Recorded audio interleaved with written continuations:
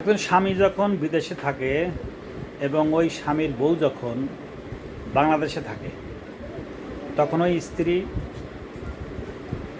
বেশিরভাগ বাপের বাড়িতে থাকে এবং মায়ের সাথে থাকে।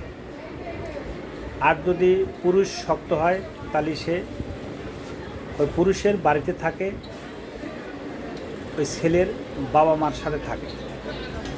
বাবা মার সাথে থাকলে পরে শ্বশুরের সাথে যে বাংলাদেশে অনৈতিক কর্মকাণ্ডগুলো দেখা যাচ্ছে সেইগুলো হওয়ার সম্ভাবনা থাকে, অথবা দেবরের সাথে থাকে, অথবা থাকে আশেপাশে কারোর সাথে থাকে। কারণ স্ত্রী আর জমি এই দুইটা যখনই ফাঁকে রাখবেন তখন ওই দুইটা দখল হওয়ার সম্ভাবনা থাকে বেশি।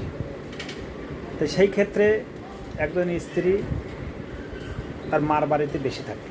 মার বাড়িতে থাকলে কি হয়, তার মা তার বোন টাকা পয়সার অর্ধেক ব্যয় করে তার মা এবং পরিবারের পিছনে, পুরুষের টাকা। আর যদি শ্বশুর বাড়ি থাকে, ছেলের বাপের বাড়ি থাকে তার স্ত্রী, তাহলে শ্বশুর নাই দেবর নাই প্রতিবেশী তার খোঁচায় খোঁচায় নষ্ট করবে।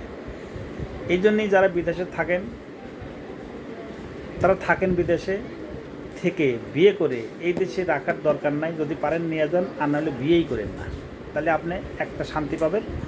টাকা পয়সা যাই যার পাঠান, পরিবার খাবে, আপনি দায়িত্ব পালন করবেন আর আপনি সঞ্চয় করবেন। যখন একবারে চলে আসবেন বা বিয়ে করে নিয়ে যাওয়ার শক্তি হবে তখন এই কাজটা করেন। তাই বিয়ে করে এই দেশে রেখে যায় না, এই খামাকা একটা ঝামেলায় পড়বেন বা টাকা পয়সা খোয়াবেন বা সম্পর্ক নষ্ট হবে। এগুলো করার থেকে বিয়ে না করাই ভালো।